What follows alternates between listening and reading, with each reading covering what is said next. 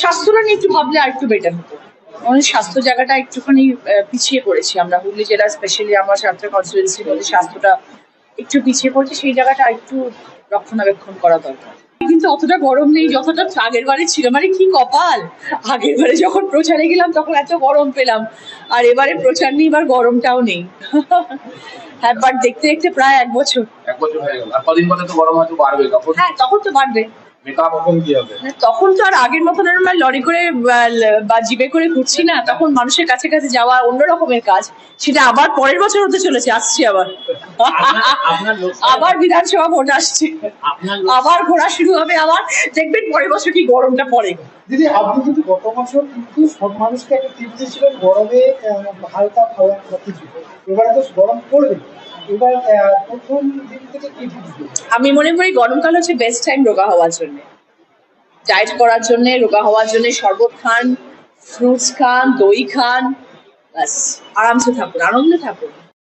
যে সমস্ত ডাক্তারের চাহিদা মানুষরা পায় না, অনেকগুলো ডিপার্টমেন্ট এখনো অসংখ্য বসে ডাক্তার পাওয়া যাচ্ছে না, সেটা নিয়ে আপনার সঙ্গে এটা বলছে।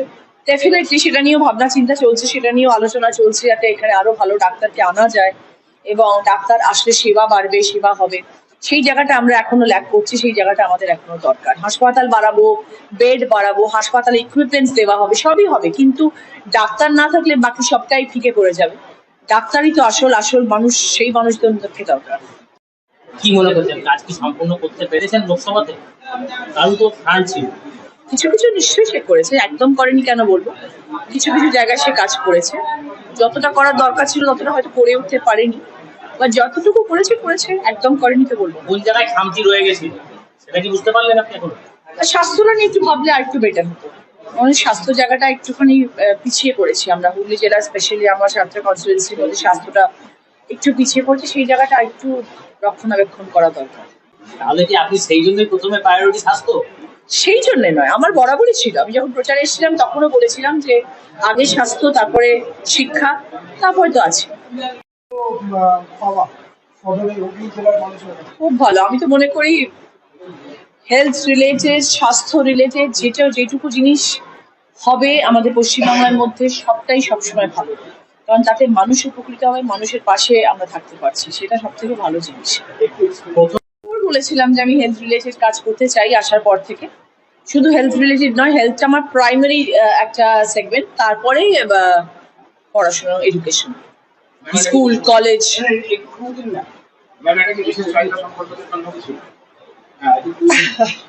সবকিছু। হতে দিন না, হবে, হোক না। হওয়ার আগে আমি কিছু বলতে চাই না। কি ধরনের সুযোগ একটু যদি বোঝায়? শারীরিক রকম, সব রকম হেলথ রিলেটেড, হেলথ ক্যাম্প টাইপের রিলেটেড জিনিস, এবং মানুষ যাতে আগামী দিনে উপকৃত হয় সেরকম ধরনের জিনিস। এটা শুরু করছি, একটা কাজ সেটা শুরু করছি, এবং একসঙ্গে আমার 7টা কনস্টিটিউয়েন্সি সম্ভব না, আমি ধীরে ধীরে করবো।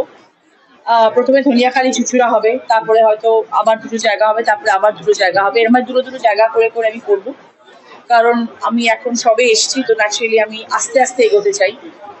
সমুদ্রে ঝাঁপ দেবো না, আমি পুকুরে ঝাঁপ দিই, তারপর সমুদ্র আছে। মেডিকেল কলেজ করার কি কোনো প্রপোজ আছে? মেডিকেল কলেজ আমি অত এখনো অব্দি ভাবিনি। এখন আপাতত মানুষের পাশে থাকি, মানুষকে কিভাবে সেবা দিতে পারি সেটা নিয়ে এখন চিন্তা ভাবনা করছি। মানুষ যাতে সেবায় নিযুক্ত থাকতে পারে আমার তরফ থেকে, সেই চেষ্টা আমি চালাচ্ছি। এবং তারপরে আমার স্কুল, কলেজ তো আছে।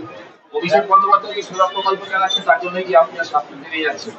অভিষেক বন্দ্যোপাধ্যায় তো ইজ অ্যান, কি বলবো, আইকন। ও আমাদের এমন একজন মানুষ যে আমাদের পথ দেখাচ্ছে, দিশা দেখাচ্ছে। সেই পথে আমরা হয়তো অতিক্রম করতে পারবো না, কিন্তু তার সিকিমাত্র যদি আমরা কিছু করতে পারি সেটাও অনেক।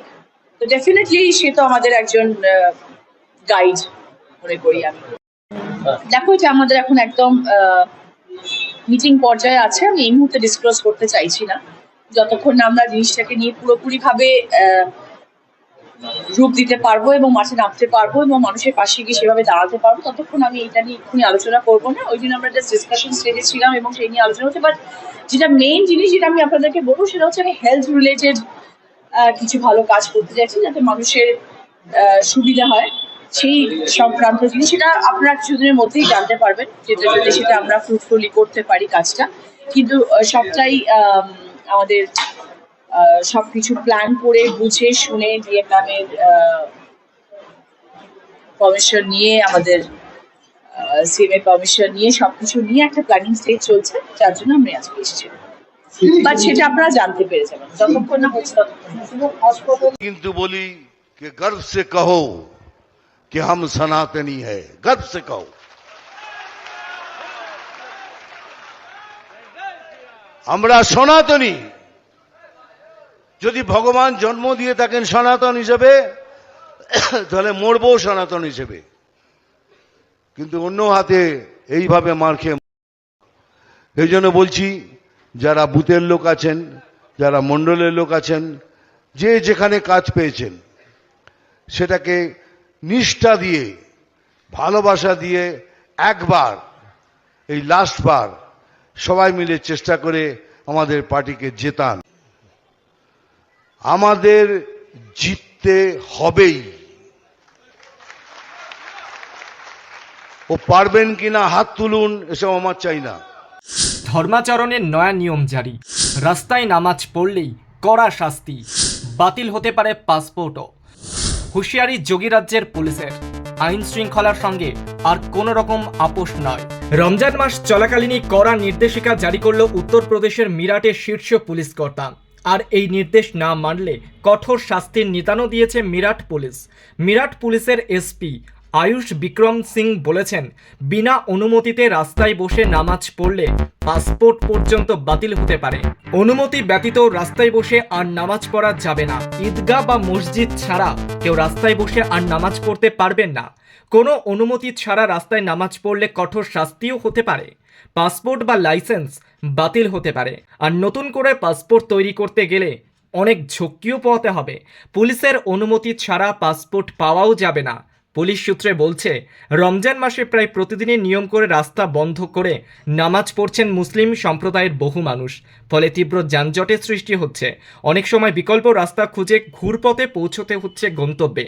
আর তার ফলে স্বাভাবিকভাবেই চূড়ান্ত ভোগান্তির শিকার হতে হচ্ছে নিত্যযাত্রীদের। ঈদগাহ মসজিদ থাকা সত্ত্বেও রাস্তায় এভাবে নামাজ পড়া নিয়ে পুলিশের কাছে বিস্তর অভিযোগ জমা পড়েছে। আর সেটাই খতিয়ে দেখে পুলিশের তরফ থেকে নয়া নির্দেশিকা জারি করা হয়েছে।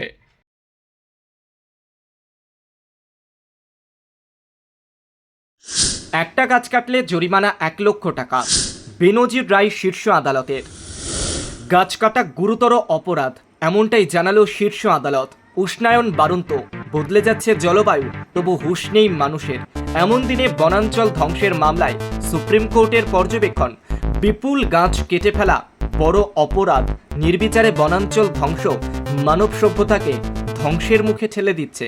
এই অবস্থায় গাছ পিছু 1 লক্ষ টাকা জরিমানা করল সর্বোচ্চ আদালত। না, কোনো রকম সাধারণ এলাকা নয়। বর্তমান যে মামলা, সেই মামলায় সংরক্ষিত এলাকার প্রায় 450 গাছ কেটে ফেলার অভিযোগ রয়েছে। অভিযোগ, আগ্রার তাজমহলের কাছে প্রায় 10,500 স্কোয়ার কিমি অঞ্চল জুড়ে যে বনাঞ্চল রয়েছে, সেই অঞ্চলের সবুজ নির্বিচারে ধ্বংস করা হয়েছে। তাজমহলকে দূষণ থেকে রক্ষা করত এখানকার সবুজ। আর সম্প্রতি নির্বিচারে এখানকার 454টি গাছ কেটে ফেলেছেন এক ব্যক্তি, যার নাম শিবশঙ্কর আগরওয়াল। তার বিরুদ্ধে মামলার শুনানি ছিল বিচারপতি অভয় এস ওকা ও বিচারপতি উজ্জ্বল ভূঁইয়ার ডিভিশন বেঞ্চে।